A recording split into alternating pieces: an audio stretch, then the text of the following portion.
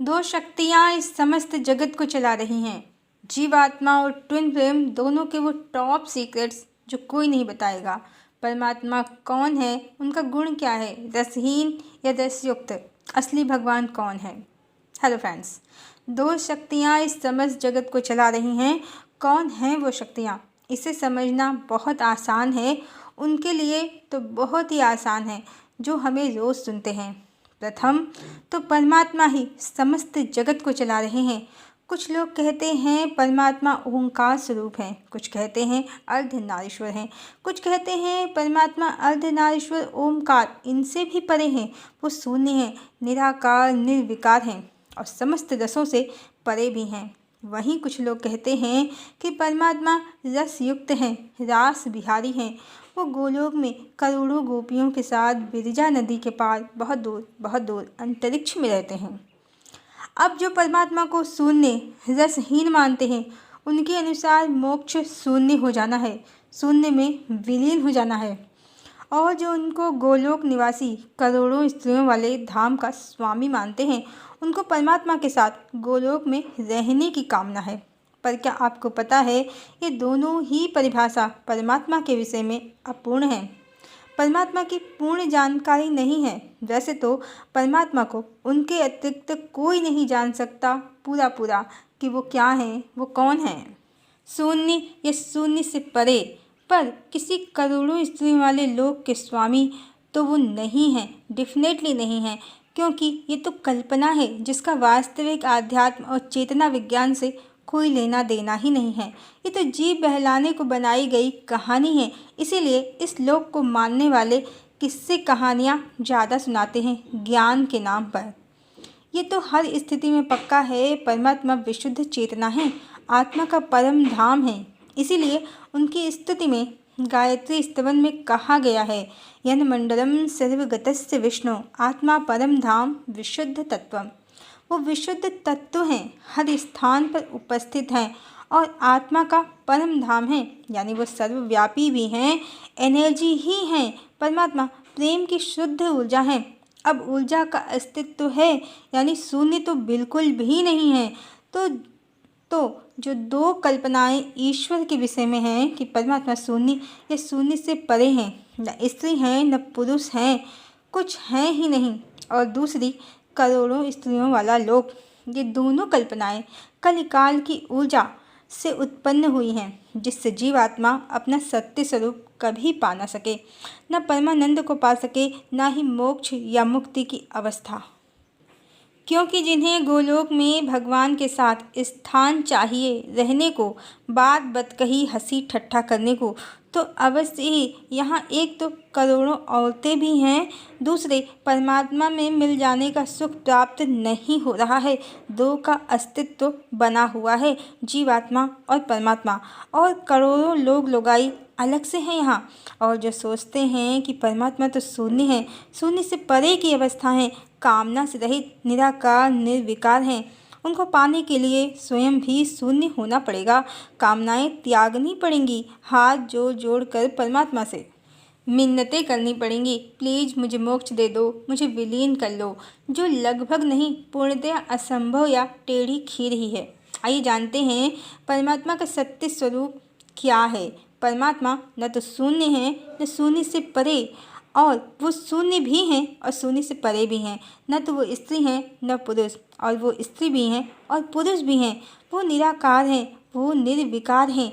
इसका अर्थ सारे आकार और सारे विकार उनसे ही उत्पन्न हैं, और वो न तो आकार में सीमित हैं न विकारों से बंधे हैं। और यही परमात्मा का सही स्वरूप है। और परमात्मा इस तरह भगवती भी हैं और भगवान भी हैं, दो की कंबाइंड एनर्जी है, और यही उनका अर्धनारीश्वर स्वरूप है।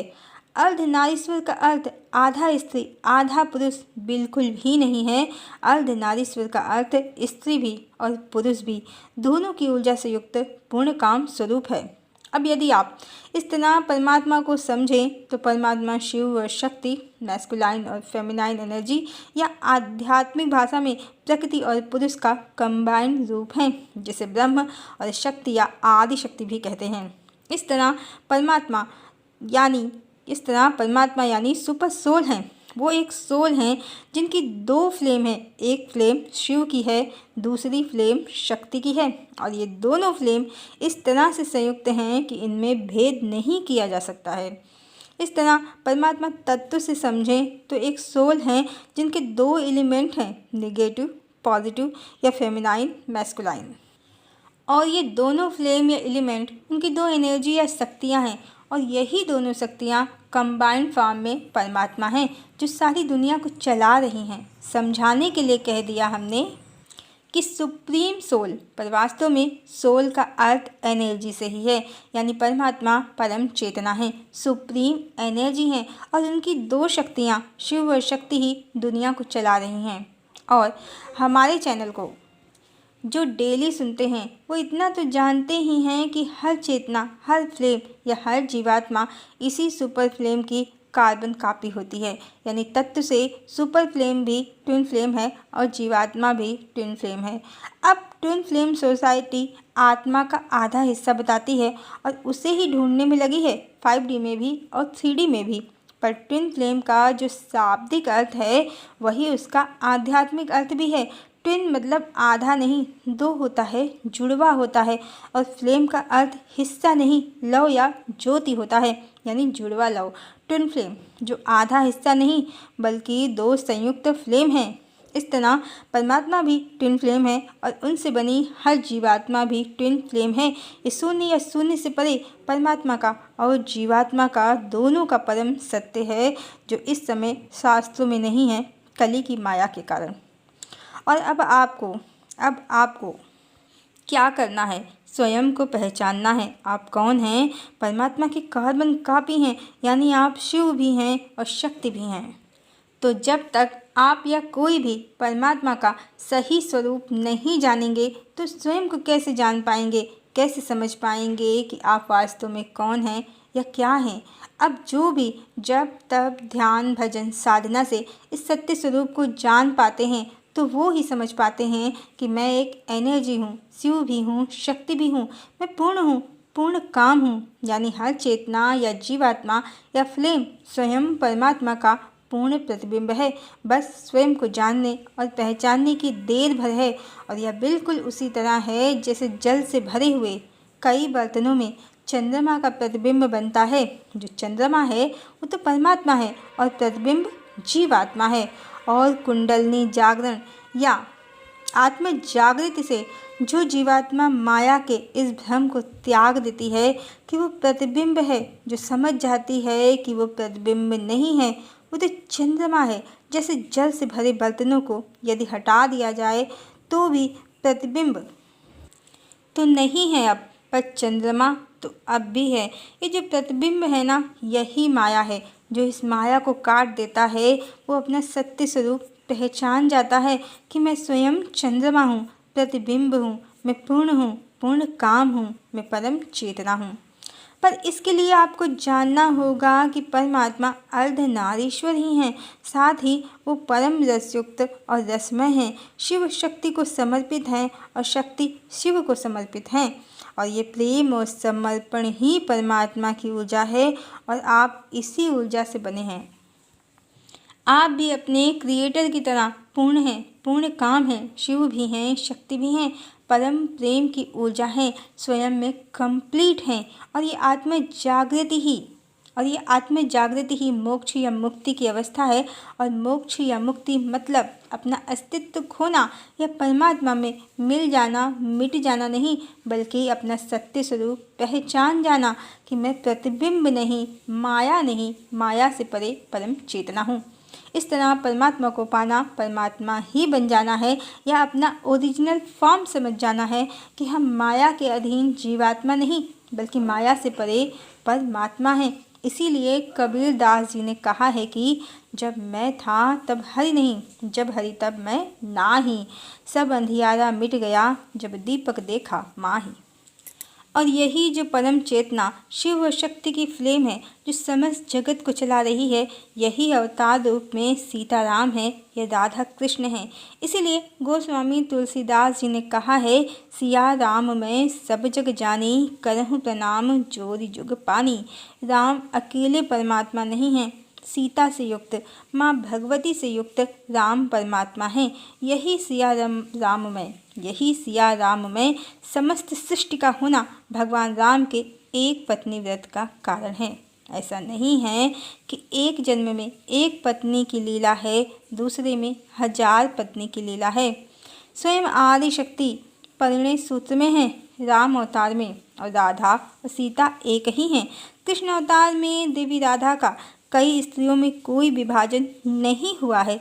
इसका प्रमाण 1001% प्रमाण बंगाल के प्रसिद्ध संत कृष्णदास जी की लिखी गई राधा कृष्ण की स्तुति है। राधा पूर्ण शक्ति, कृष्ण पूर्ण शक्तिमान, दुई वस्तु भेद नाही शास्त्रेण प्रमाण।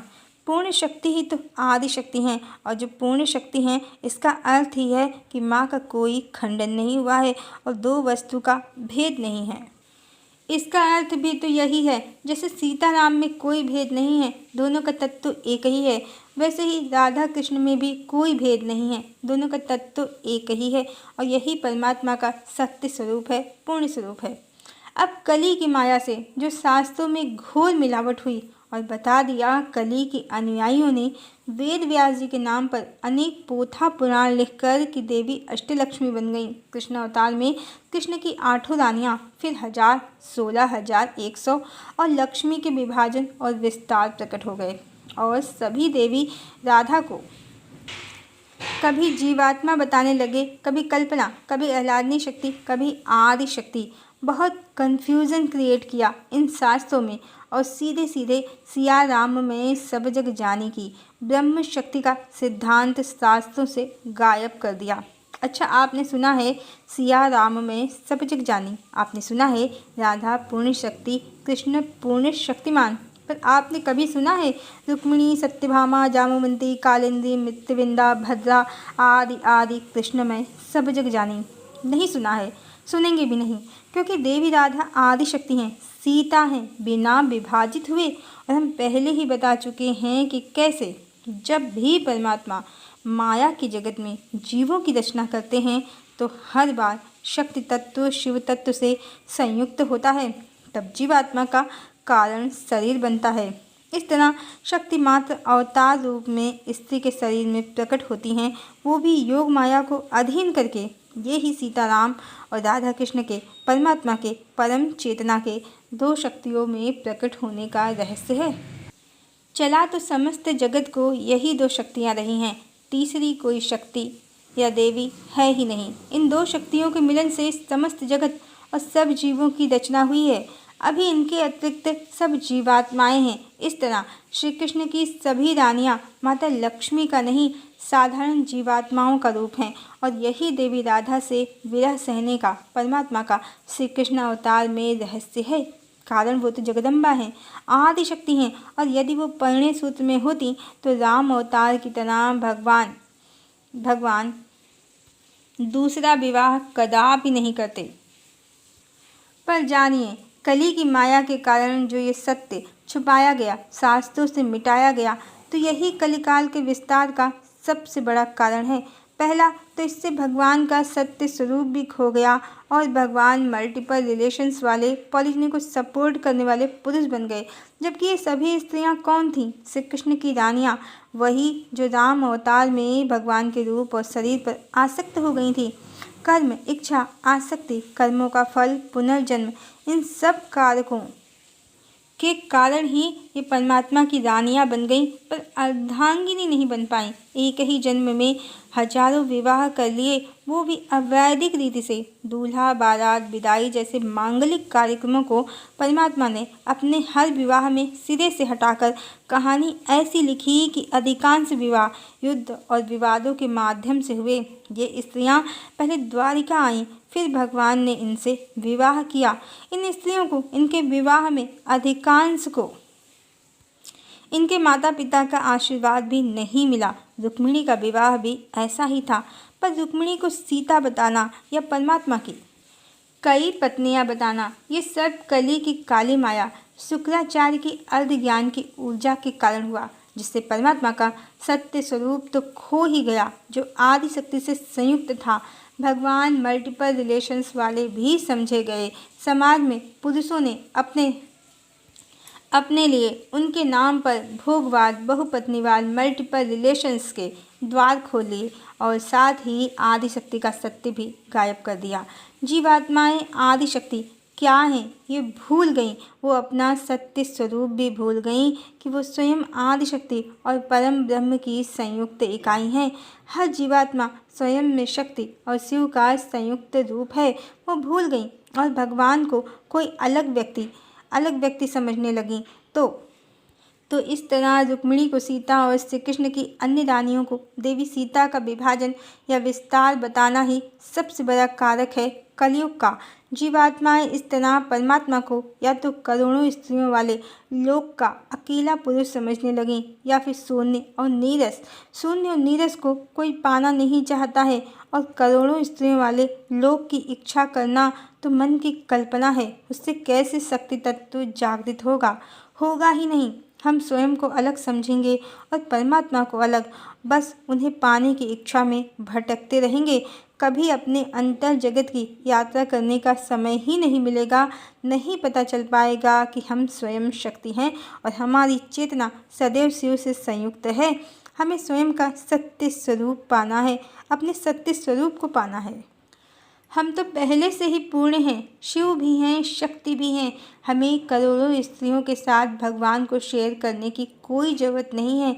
हमें भगवान पूर्ण रूप से मिलेंगे, वो भी सिर्फ हमारे होंगे, वो किसी और के बिल्कुल भी नहीं। मीराबाई और कबीर दास ने इसी तरह से पूर्ण परमात्मा को पाया है। तो अब आप अच्छे से परमात्मा का सत्य स्वरूप जान गए हैं और ये भी जान गए हैं कि भगवान की अनेक पत्नियां बताना किस तरह से कली की रची गई वो काली माया है, जिसके कारण जीवात्मा भगवती को ना पहचान कर शक्ति का विभाजन करके उनका तिरस्कार करके बस यूं ही भटकती रहे कि भगवान की हजारों करोड़ों पत्नियों में मैं भी कोई एक पत्नी बन जाऊं, यही कामना करे। कभी वो पूरा प्रभु को पा ही न सके, स्वयं का ब्रह्म स्वरूप न पा सके, इस संसार के ट्रैप से मुक्त ना हो सके। और ट्विन फ्लेम का टॉप सीक्रेट भी यही है। एक ही परम चेतना समस्त जगत को चला रही है। सभी फ्लेम उसका ही प्रतिबिंब है, आप भी, और जिसे आप अपना ट्विन फ्लेम या ट्विन सोल मानते हैं, क्योंकि समस्त जगत की चेतना या एनर्जी एक ही है, वो कभी डिवाइड नहीं होती है। शिव शक्ति भी इस तरह से संयुक्त हैं, इतने क्लोज हैं कि उनमें भेद करना भी संभव नहीं है। आत्मा जैसा कुछ नहीं होता है, एनर्जी ही सब कुछ है। वो तो माया के जगत में जन्म लेने के कारण, एक शरीर के द्वारा जगत में दिखने के कारण एनर्जी को लोग आत्मा कहने लगते हैं। एनर्जी कोई ठोस वस्तु नहीं है जिसे तोड़ा या काटा जा सके। ये सिर्फ प्रकाशित होती है अलग अलग शरीरों और रूपों में, और हर जीवात्मा स्वयं में ट्विन फ्लेम है। शिव भी है, शक्ति भी है। स्वयं के शक्ति तत्व को शिव से संयुक्त करने पर अनलिमिटेड लव और अनकंडीशनल लव को एक्सपीरियंस किया जा सकता है। जब तक हम किसी और पर डिपेंड रहते हैं स्वयं को प्यार देने के लिए, तब तक प्यार, सुख, अनकंडीशनल लव नहीं मिलता है, चाहे फिर वो फिजिकल बॉडी में उपस्थित कोई चेतना ही क्यों ना हो, जिसे आप अपना ट्विन फ्लेम मानते हैं, समझते हैं। इसलिए 100 में से इक्का दुक्का ट्विन फ्लेम की ही मैरिज हो पाती है।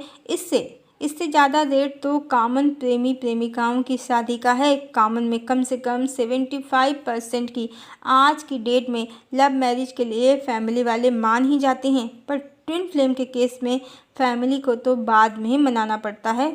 ट्विन ही नहीं मानता है जल्दी, और 2-4 की शादी हो भी जाए तो ये तो नॉर्मल है, इसे समझना होगा। प्रथम तो समस्त जगत की चेतना एक ही है, बिना डिवाइड हुए। बस माया के जगत में कई चेतनाएं प्रतीत होती हैं, जबकि माया से परे जो जगत है वहाँ एक ही चेतना है, परम चेतना।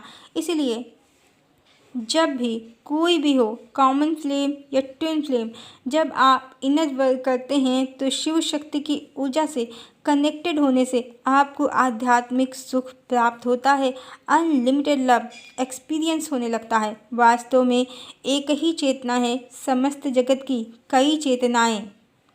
कई चेतनाएं हैं, ये ही सबसे बड़ा भ्रम है, इल्यूजन है माया की जगत का। तो जो भी इनर वर्क करेंगे उन्हें शिव से मर्ज होने का अनुभव होगा। फिर वो ट्विन फ्लेम स्वयं को समझें या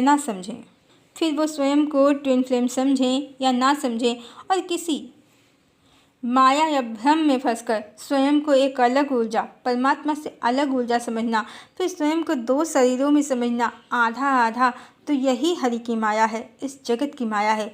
एक ही चेतना है, ना तो कोई डिवीज़न हुआ है न सेपरेशन। अपना सत्य जाने, जिसे भी आप अपना ट्विन फ्लेम मानते हैं, आत्मा का आधा हिस्सा मानते हैं। पहले तो आत्मा का कोई डिवीज़न और सेपरेशन संभव नहीं है। दूसरे, सबकी चेतना एक ही है, बस चक्रों की पोजीशन की समानता ही ट्विन फ्लेम जैसे अनुभव कराती है। अन्यथा जब सबकी चेतना एक ही है तो हर स्थिति में जिसको भी आप अपना ट्विन फ्लेम मानते हैं वो पहले से ही आप में स्थित है, आपको प्राप्त है।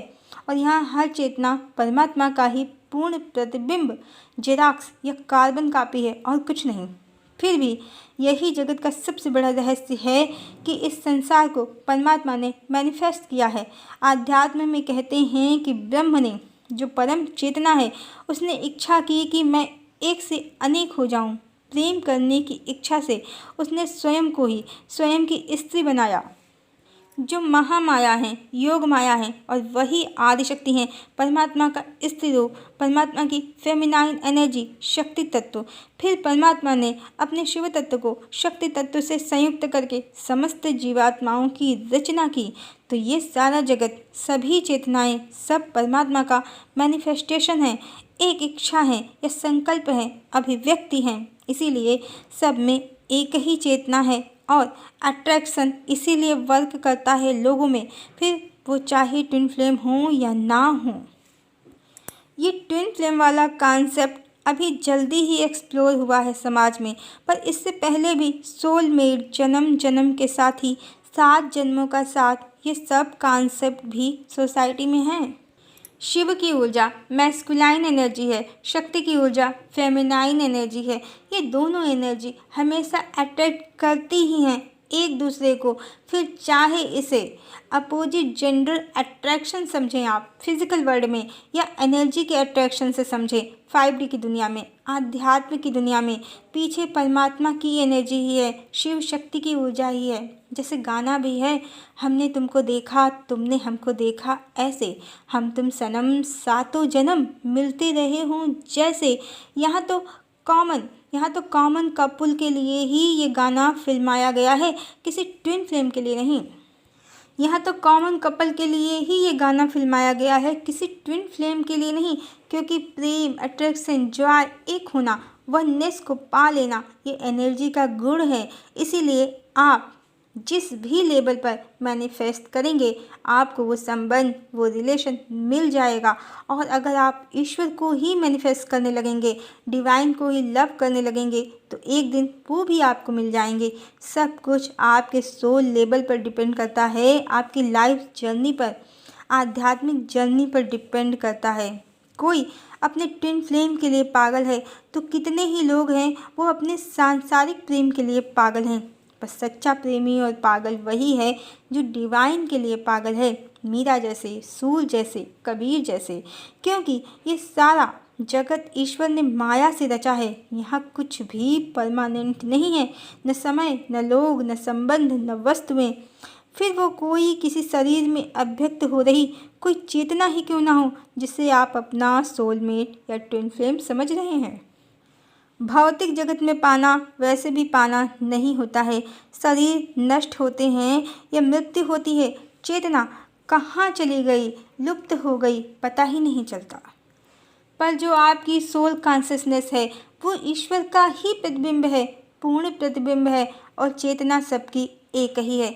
इसीलिए ईश्वर अपनी असंख्य रचनाओं से सीधे सीधे कनेक्टेड हैं। अब आप पर डिपेंड करता है कि आप चेतना के इतने गहरे रहस्य जानकर भी किसी बॉडी में कैद किसी सोल को पाना चाहते हैं, या अपनी ही सोल कॉन्शसनेस में उस चेतना, या फिर इससे भी आगे निकलकर परमात्मा को, या और डीपली जाएं, अपने सत्य स्वरूप को पाएं। आप ही परमात्मा हैं, कोई और तो आपके अतिरिक्त है ही नहीं।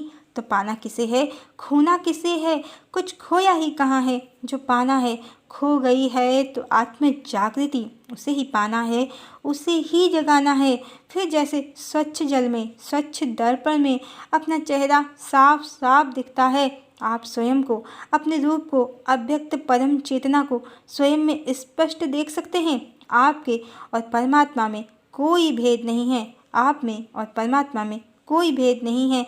यही सबसे बड़ा सत्य है जो ट्विन फ्लेम भी नहीं जानते हैं, और ईश्वर की कई पत्नियां कली की माया से भ्रमित होकर समझने वाले भी शक्ति तत्व को ना समझ पाने के कारण नहीं जानते हैं, और ट्विन फ्लेम आत्मा का आधा हिस्सा पाने के लिए tarot reader, energy healer, astrologers के चक्कर लगाते रहते हैं, और बाकी हरि की माया में गोल गोल घूम रहे हैं।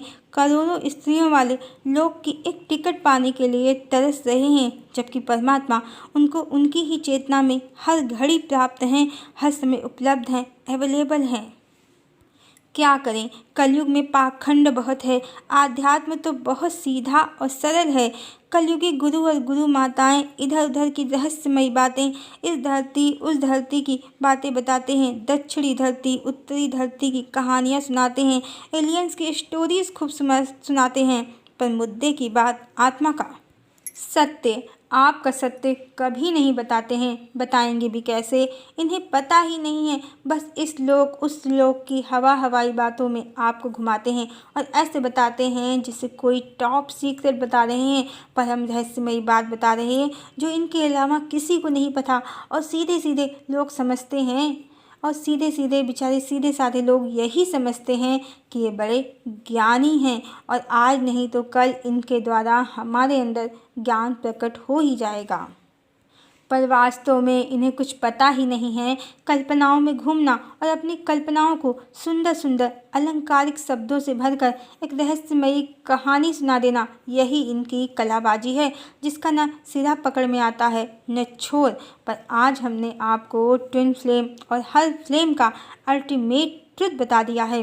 कौन है परमात्मा, क्या उनका स्वरूप है, क्या जीवात्मा का स्वरूप है, और कैसे आप डिवाइन को पा सकते हैं, या स्वयं में ब्रह्म या डिवाइन की अनुभूति कर सकते हैं। कोई भी फ्लेम हो, गोपी की, मुनि की, देवता की, दानों की, या फिर कोई ट्विन फ्लेम हो, सबके मूल में परमात्मा की दो शक्तियाँ ही हैं, शिव और शक्ति। और सारा जगत इन्हीं दो शक्तियों का विस्तार है, और इन्हीं को समझ पाना, इन्हीं में एकीकार हो जाना पूर्णता की प्राप्ति है, परमात्मा स्वरूप की प्राप्ति है। हरि ओम।